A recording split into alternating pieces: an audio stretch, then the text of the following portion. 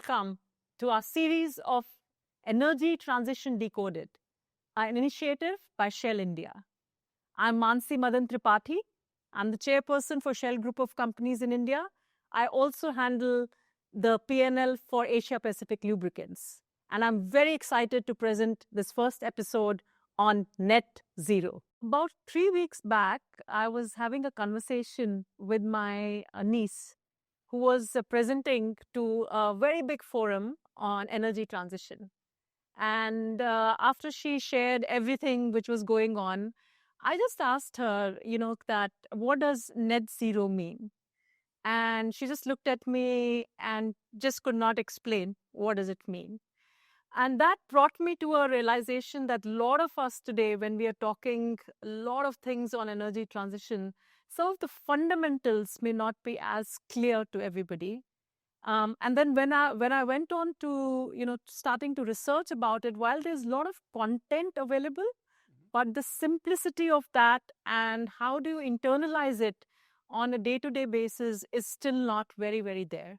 So with that inspiration, I thought and talked with the team to start this series called Energy Transition Decoded, and welcome to the first episode of it.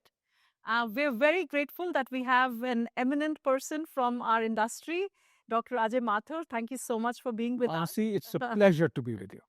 Yeah, and I couldn't have thought of anybody much better than Dr. Mathur. He has been such a phenomenal work he has done over his career, both in the area of course, the solar energy, but the larger piece of energy transition itself. So very warm welcome and a quick introduction about yourself. Well, Mansi, you've already touched that till last month, I used to head the International Solar Alliance. Before that, I used to head TERI and all the energy research and analytics that it did, the outreach that it provided, including the World Sustainable Development Summit, where you and I were both there, a month ago? Yeah. And before that, I think where I learned most was at the Bureau of Energy Efficiency when we were focusing on building energy efficiency into our lives. I've also been with the World Bank earlier, which pulled me into bringing renewables into the forefront, into our lives, more or less. So I've been on all sides of the table, and I've actually enjoyed these years with energy that I've spent. Yeah, absolutely. So that's why I think the topic today, which we have chosen, is like, what is net zero? And, how do we make relevance of it for us as individuals, us in companies, and us as a country, and bring it to life? Yeah. So let's get straight to the topic. How would you define net zero? This is a tough question.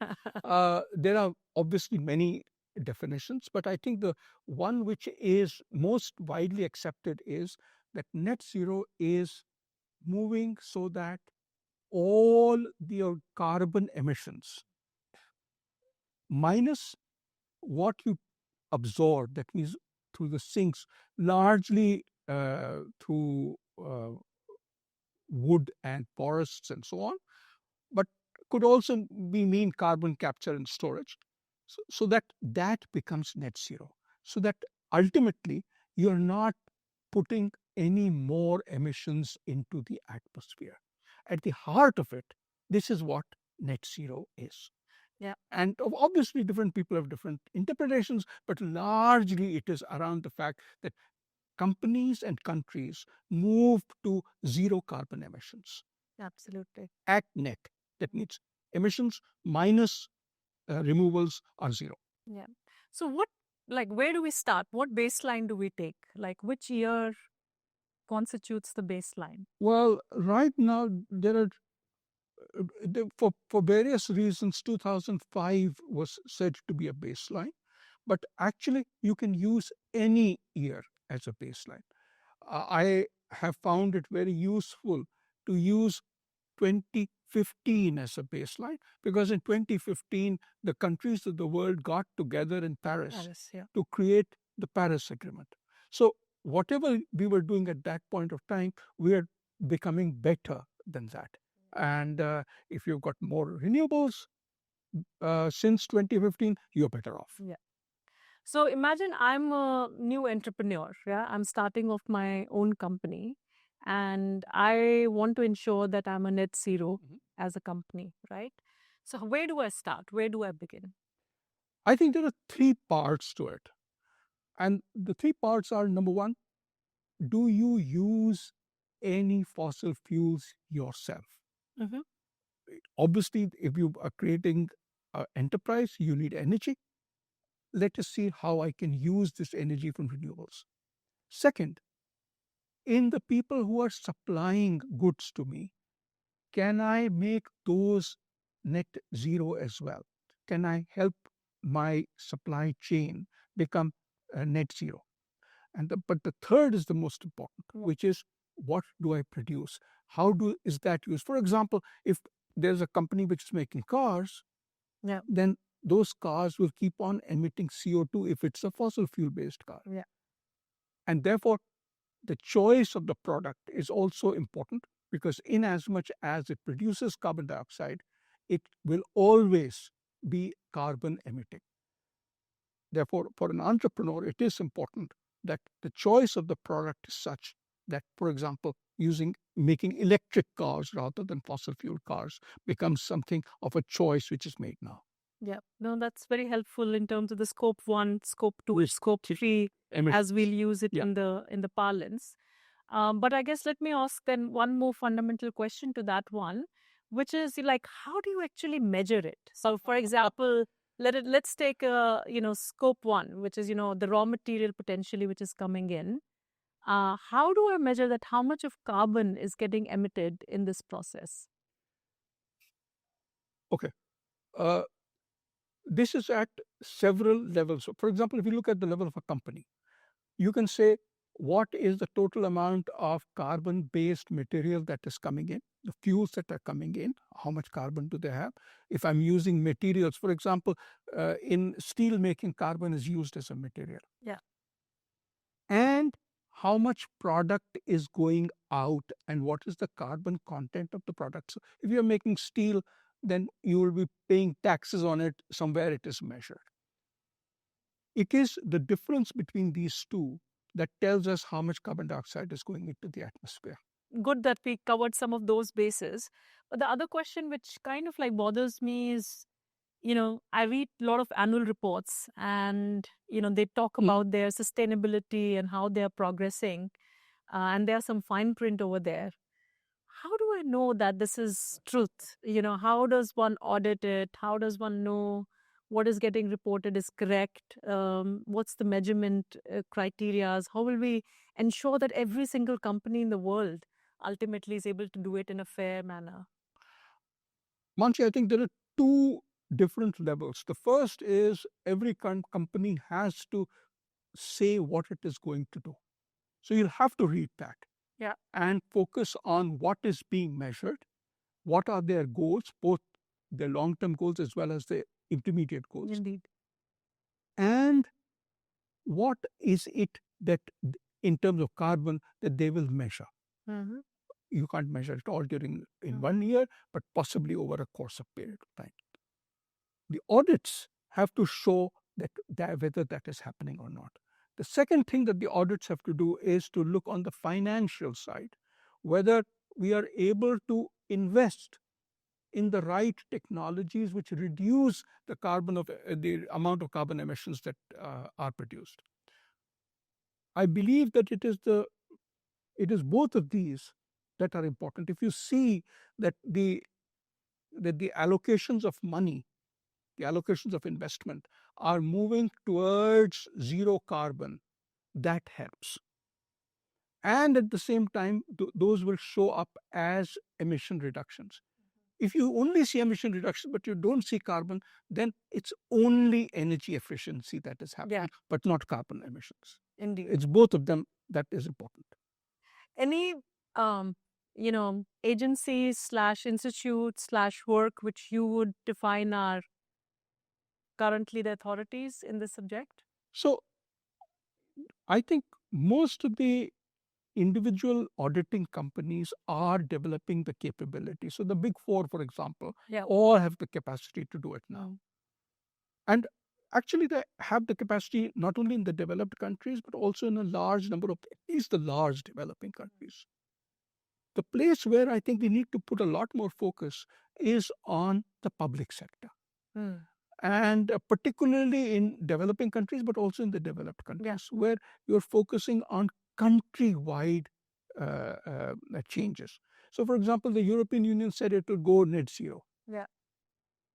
However, we have not yet come up with standards for the supreme audit institutions.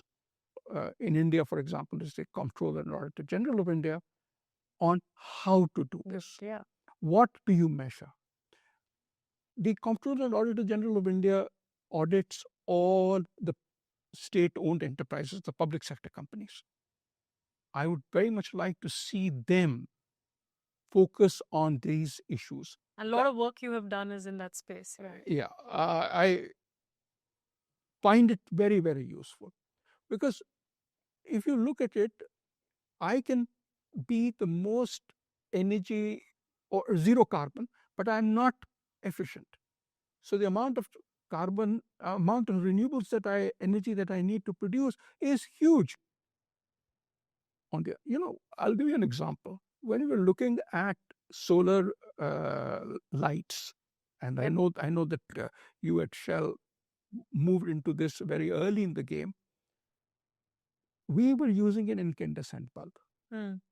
As soon as we moved to an LED bulb, the price of an LED bulb was higher, but the price of the solar panel reduced by almost to 1/9 of what it was. That made solar lights affordable. It is therefore energy efficiency. The second part is moving the electricity to greening the electricity. Providing it by renewables rather than by coal. And the third is electrification wherever it makes sense. So, for example, in urban areas, we are looking at cars which move with electricity rather than with fossil fuels. That becomes the third aspect. And finally, whatever is left, where you can't electrify, then we'll have to look at mechanisms such as green hydrogen as an energy source which can lead to zero carbon emissions rather than having emissions from fossil fuel use in those sectors. It's all of these combined that make a country zero emissions, as opposed to making companies zero emissions. Yeah, I think that's another topic which we need to go a little deeper on, which is the carbon markets. And probably we'll pick it up in one of our next episodes. But just going back, I think you gave a good framework on, like, at a country level, what are the various ways by which we can do it. I would love to hear an example, a live example from you of a company where you have seen progress on this one, and probably I can share a little bit of what at Shell we've been doing. Well, it's been a delight to see a number of companies across the world. So the ones which have already moved to zero carbon are largely in the services sector. A number of IT companies, a number of consulting companies have moved to net zero, at least as far as their own emissions is concerned. Some have even moved, they pay for the electric transportation of people who work there to come from their homes to their offices. We have not yet seen a large manufacturing company go to net zero. It's not as if they're not trying, they are. So, for example, in India, if you look at, for example, the cement sector, apart from the carbonation reaction, calcium carbonate goes to calcium oxide and CO2, and that CO2 is emitted. Apart from that, they have very largely addressed the problem. We also see, for example, in the steel sector, this is one of those areas where in India, we are seeing that the steel demand will become 3 times of what it is right now by 2035. Mm-hmm. And therefore, steel companies have to invest in technologies right now, and no zero carbon technologies are available for blast furnace operations. Yeah. Therefore, what they're doing is making them ready to be zero carbon. Yeah. And you're seeing a lot of work happening as far as making them zero carbon ready is concerned. Yeah. That has helped us. We have technologies to move to zero carbon on the electricity side, but not on the energy side as well. So that's where the challenge is occurring Yeah, right now. yeah. So let's just come to challenge in a minute. But I think I was also trying to reflect from a manufacturing point of view. In my own space in lubricants. So we have been after this question of like, how do we get to net zero? So one of the initial work which we did was, pan out the entire life cycle and then say, okay, where is the intensity at the raw material versus production versus logistics versus end of life. And we could then prioritize a little bit on where do we want to put our efforts in. So for example, while packaging, which is very important when you look at it, is how much of the percentage of plastic is recycled, only impacts 3% of the total carbon footprint of the Interesting. packaging, Okay. right? But I think where it is the maximum is like, the used oil, like how does it come back into, as we call as cradle to cradle, come back as a virgin, probably plays about 39%, and that's where the focal of our work needs to go. So then we have started working on re-refined base oil and working through it and making a lot of progress in that direction. So I think This is fascinating, Mansi, because we have seen very, very similar kinds of approaches by other industries. Yeah. For example, the steel industry in India has now got a massive recycling program. The major problem was when you said virgin to virgin, because what they get is actually scrap. Yeah. And it has all kinds of quality issues. So several companies have now created their own companies for recollection. For buying these scrap material, and therefore ensuring that they carry out the kinds of interventions that are needed to make it ready for recycling. I believe that recycling makes economic sense and it makes carbon sense as well, because you need a lot less of the raw material processing than you would need otherwise. Yeah, absolutely. So I guess let's move, and then at a country level, talking about the balanced energy transition also becomes very important. Yeah, so it's not just about net zero, but then how do we manage all the components? And taking India as a focal, we have announced our net zero targets at 2070. So how do you see the pathway for India and also the balanced energy transition? So I think we have, in a sense, broken the back of the animal as far as electricity is concerned. Because now you're getting renewable electricity plus a storage at prices that are less than that of fossil fuel electricity.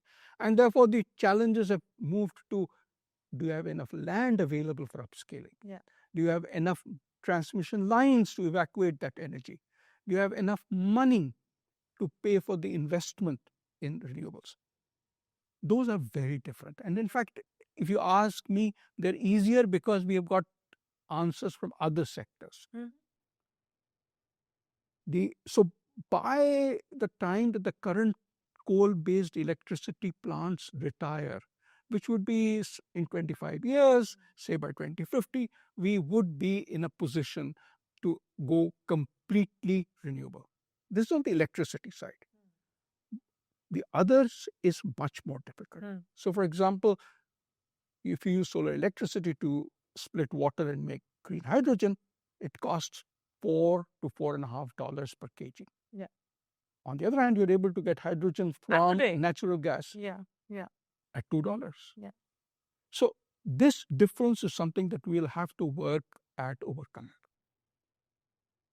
It also makes it a lot more regulation dependent than it has been in the electricity sector, though I suspect that there will be some price decreases, but you will not have the kind of price decreases that we saw on the electricity side.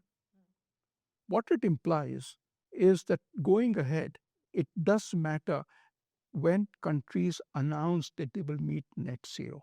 So if Europe has said that, passed legislation that they would like to do by 2050, the kinds of technologies that would be available would come into India as well. And therefore, meeting the 2070 target would be possible, technologically possible, uh, by the goal by the goal date of 2070, because of the technologies that are available. It would also enable us to make regulations that push industry into adopting these newer technologies. Yeah. But we'll have to wait to 2050 for those regulations to come in. Maybe we can talk a little bit about what are the top 3 challenges which you see. So the top 3 challenges are: one is for getting hydrogen to be cost effective. And there are 3 things that you need to focus on. One is enhancing technology and reducing its price. The second is policies that enable demand for green hydrogen to come up. And the third is setting up the safety and security regulations that go along with hydrogen use. For example, hydrogen is a dangerous gas. Yeah, just before that, you pegged a lot of the challenges to hydrogen, but I can also envisage a world in which we can still go through net zero without going through the hydrogen transition. Yes. Undoubtedly, undoubtedly. It's just that today people are talking about green hydrogen. Yeah. Tomorrow they may talk of something else. So the challenge, we will obviously continuously have to reevaluate the kinds of benefits that hydrogen brings. If there is something else Yeah. that Indeed. becomes cost effective, that will come up earlier. Now, the second challenge is, how do you take renewable electricity to scale? Yeah. And there we have the problems of land, of lines, and of money. The good thing is that as far as land is concerned, it's doable. We have got various mechanisms, particularly of sharing the benefits with the people who are using it. We've also got, if you've got a piece of land, it makes it sure that the transmission lines are built in time before the renewables come in. And as far as money is concerned, if SEBI allows bonds to be raised, then the investment money, which is provided by banks, could be replaced by bond money once the revenues start flowing, because you and I would like our pension funds To be to- better used to Exactly. something higher. Yeah. Yeah. And the third challenge, so the first was for hydrogen or any other source for energy.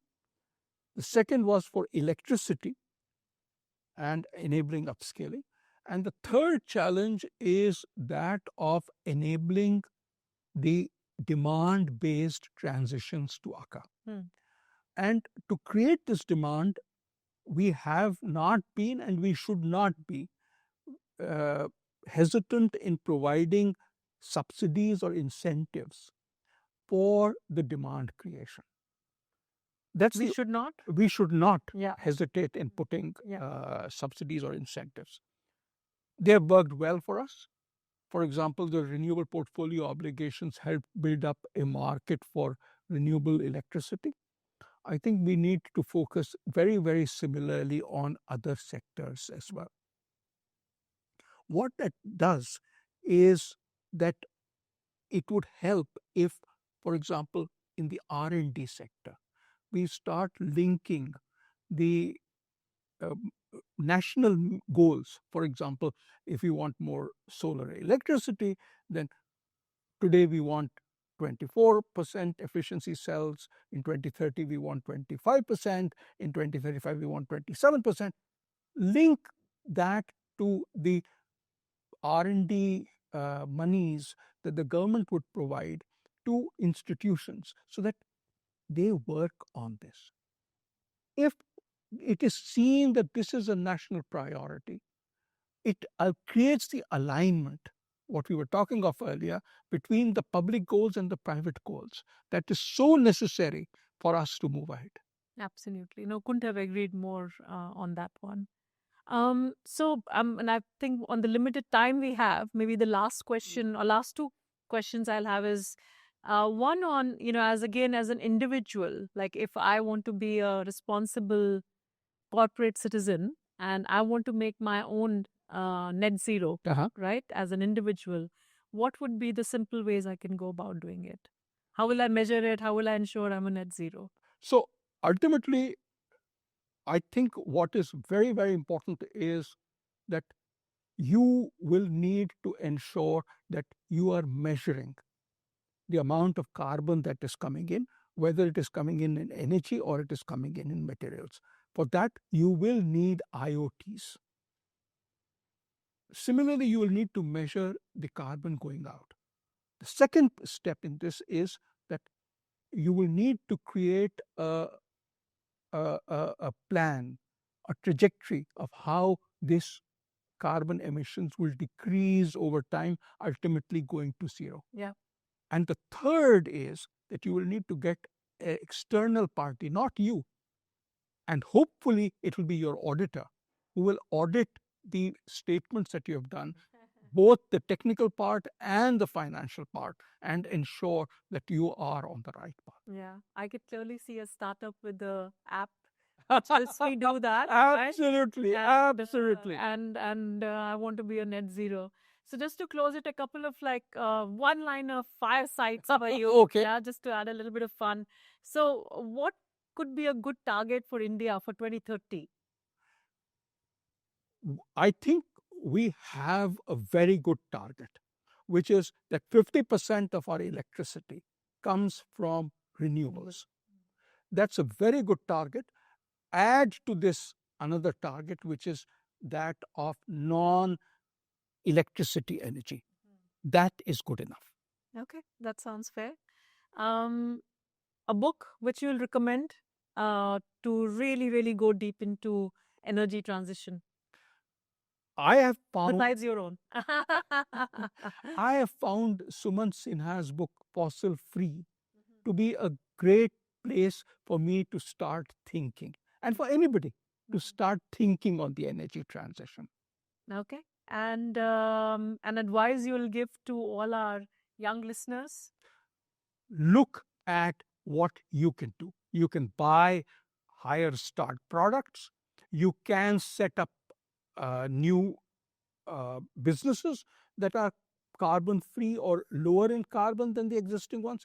And you can also ensure that you help my apps, for example, to create an ecosystem in which we move towards net zero. Absolutely. Thank you so much, Dr. Ajay Mathur, for being with us today. An absolute pleasure to be with you. Yeah, thank you so much.